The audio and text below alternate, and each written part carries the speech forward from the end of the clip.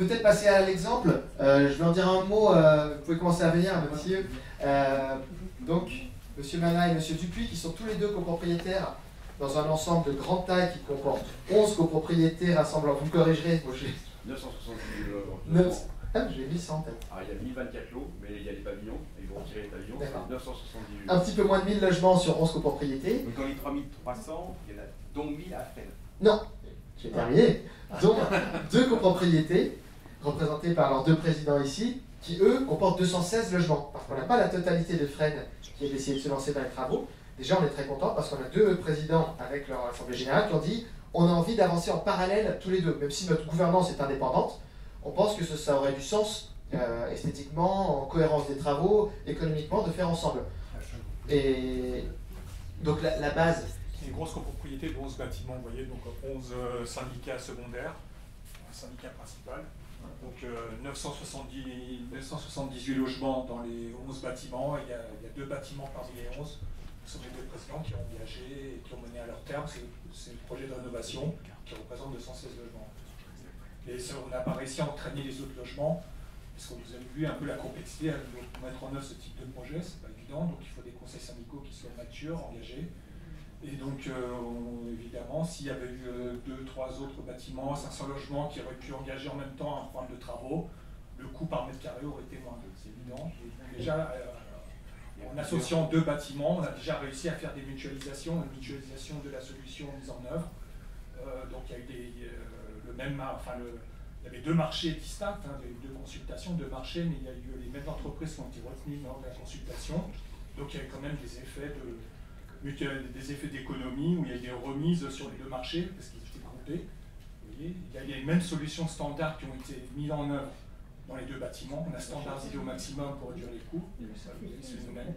Donc même, vous voyez, 207 logements, on est arrivé à faire quand même des économies d'échelle. Et là, les 12 syndicats, donc les 11 secondaires principales, les différents syndics professionnels, ils sont différents, alors, c'est le même. On a un conseil principal qui couvre tout l'ensemble de la résidence, 9 hectares, et après ça, chaque bâtiment a son propre syndic. Oui, donc potentiellement, il peut y avoir jusqu'à 12 syndics. Il y a 12 syndics. Et les pavillons aussi. Ils sont tous professionnels. Alors, les syndics des pavillons, non, eux, c'est les autonomes. Et après, les autres, ce sont des professionnels au niveau des bâtiments. Mais pour revenir un petit peu à l'historique, c'est-à-dire qu'en 2014, à l'époque, j'étais président du principal, et nous avons mené à bien l'audit énergétique, et on a choisi la société Socotec pour nous accompagner dans la démarche, et on a travaillé avec le PAC 94, qui a fait une enquête auprès de chaque copropriétaire, afin de connaître un petit peu les ressources, et ce qui nous a permis après, nous, de nous engager dans cette démarche, puisqu'il nous avait dit qu'on avait un créneau de 5 à 10 ans pour pouvoir engager des travaux d'importance, au vu des ressources qu'on avait au niveau de la population qui habitait la résidence. Quand on a eu le retour de l'audit, on a convoqué les 11 immeubles et on leur a dit voilà, est-ce que vous voulez qu'on parte ensemble et on va faire le travail ensemble et il y a une économie d'échelle à faire. Moi j'aime pas ton architecte, moi j'aime pas ton entreprise, je sais pas avec qui tu vas travailler. Voilà, donc démarrage, 3 bâtiments, donc le bâtiment E, le bâtiment F4, 5, 6 et un autre bâtiment qui est juste à côté du nôtre, étaient d'accord pour partir. Et au fur et à mesure, l'autre nous a dit bah non, du coup on a d'autres priorités, on ne viendra pas avec toi. Et les autres n'ont pas voulu suivre. Donc on s'est retrouvés à 2. Donc ce qui fait qu'on a commencé à lancer une première étude, par le biais de notre syndic, avec un petit bureau d'études. Il nous a préparé la phase, travaux, jusqu'à l'ouverture des plis, et on s'est aperçu que ce qu'il nous proposait ne correspondait pas du tout à ce qu'on attendait de nous dans un ravalement énergétique. Donc on a commencé à prospecter, à rechercher carrément une entreprise qui était capable de gérer l'ingénierie financière, l'ingénierie technique, tout le montage, le suivi, le choix des entreprises. Et c'est vrai qu'aujourd'hui, en France, malheureusement, les syndics ont une petite difficulté, parce que c'est quelque chose de nouveau, et je pense qu'ils ne sont pas vraiment bien préparés pour justement accompagner les conseils syndicaux dans la démarche. Aujourd'hui, il y a vraiment une volonté qui s'affiche de plus en plus, et je pense que c'est quelque chose qui est bien, et ça, je pense qu'on en sortira tous grandis par rapport à ça. Et c'est vrai que nous, de 2014 jusqu'à 2017, quand on a voté nos travaux, on a fait de la com. On a expliqué le pourquoi, l'économie, ce qu'on allait gagner en termes de confort, en termes d'économie, moins de chauffage. On va gagner en termes de confort parce qu'on a refait la ventilation, on va refaire les toitures terrasses qui étaient fuyardes, on va refaire l'isolation des chambres avancées parce qu'il faisait froid, parce que le chauffage s'arrête juste 1 mètre avant, parce que les tuyaux à l'époque en 59, on les emmenait pas carrément jusque sur le balcon, parce que les chambres avancées. voyez la différence par rapport au bâtiment à l'origine et le résultat. Ici, les chambres avancées, le tuyau de chauffage s'arrêtait derrière le balcon. Donc cette partie-là n'est pas chauffée. Donc les gens avaient froid. Donc on a isolé par en dessous, sur le côté, sur la façade. Voilà, tout ça, ce sont plein de petits détails qui ont permis d'améliorer, mais de façon significative, le confort et un ressenti que les copropriétaires ne reviendront pas en arrière. Justement, c'est très important ce que vous dites, c'est que là vous avez un élément factuel de comparaison entre ce qui a été rénové et ceux qui ne l'a pas été. Est-ce que vous voyez vraiment une différence considérable en termes de confort? On n'a pas parlé des nuisances sonores aussi, je crois que c'est important aussi, quand il y a une phase d'isolation. Donc au niveau confort, c'est qu'on avait des bâtiments, vous voyez, années 60 qui sont énergivores mal isolés. Donc il y avait un inconfort thermique certain l'hiver, consommation d'énergie, des déperditions importantes.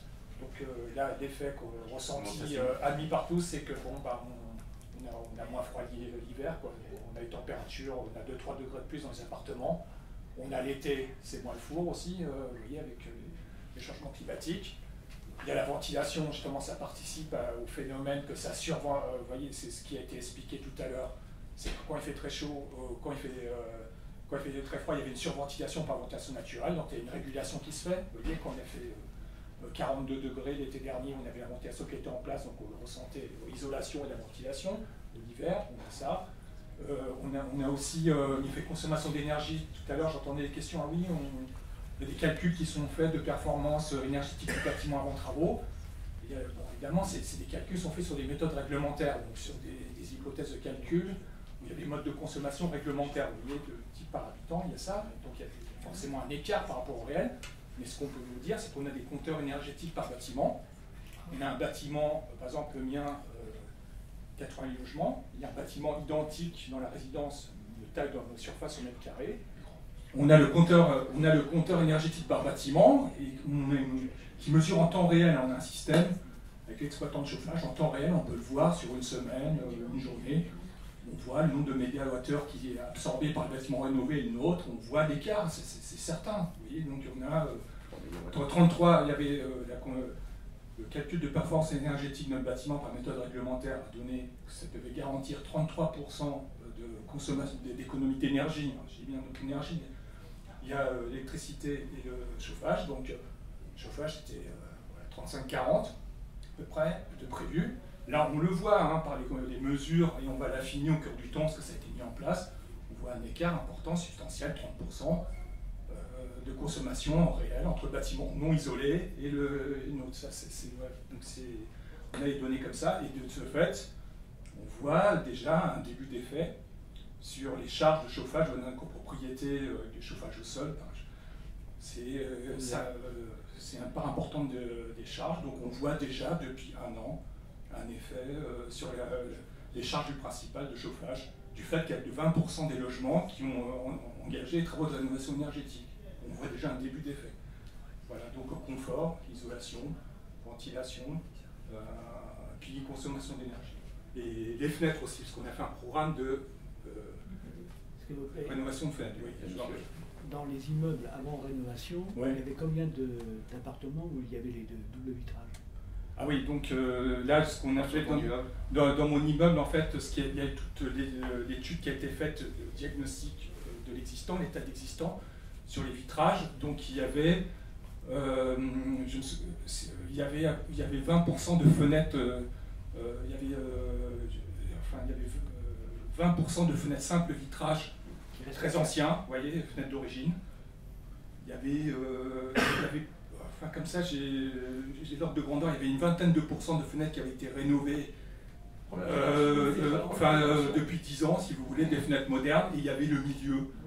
Il y avait 50 à 60% de fenêtres là-dedans, qui étaient des doubles vitrages, mais anciens, vous voyez, qui ont 20 ans, 30 ans. Sur notre bâtiment, on était à 28% de fenêtres simple vitrage, à peu près une trentaine de pourcents de fenêtres double vitrage première génération, et puis après une moyenne sur les 10 dernières années, quoi. Donc notre programme, ce qu'on y est arrivé, c'est parce qu'évidemment, c'est la difficulté, le frein de difficulté, si vous voulez, c'est dans le projet, c'est qu'il y a une dimension collective, c'est-à-dire par la cote-part collective, c'est-à-dire qu'on va isoler par l'extérieur, on va mettre une ventilation, on va rénover la toiture terrasse, et après il y a la partie privative, Ça, c'est un frein pour faire accepter, c'est que le propriétaire va devoir changer les fenêtres. Vous voyez, c'est une imputation privative, ça c'est une difficulté. Et donc, en fait, on est arrivé à trouver un optimum entre le niveau de travaux jusqu'où il faut aller, qui est acceptable, vous voyez, par les copropriétaires. Après une étude financière individuelle, sociologique, on a été voir la capacité de financement de copropriétaire au niveau acceptable, avec les aides. Donc on a le choix de travaux, on a mis le curseur, c'est de dire on va remplacer, remplacement obligatoire des simples vitrages d'origine. Vous voyez, c'est ça qu'on a réussi à... Et après, de dire, sur la base du volontariat, ceux qui veulent profiter de cette opération de rénovation, parce qu'on va avoir des coûts unitaires des fenêtres par le marché, vous voyez, qui n'ont rien à voir, enfin qui vont être moindres que par exemple si on fait appel aux mêmes entreprises de fenêtres pour changer ce dans son appartement, le coût unitaire par fenêtre va être moindre. Donc, si, on peut, oui, enfin, nous on l'a vu en réel. Hein, donc, pour vous donner à titre d'exemple, pour un 4 pièces avec 6 fenêtres, hein, donc des fenêtres 130-130 avec une grande fenêtre, porte-fenêtre 2 mètres, 2 mètres 20, hein, c'était 10 500 € chez le Rénov'. Vous savez combien j'ai payé? 7 500. Voilà, 5 000.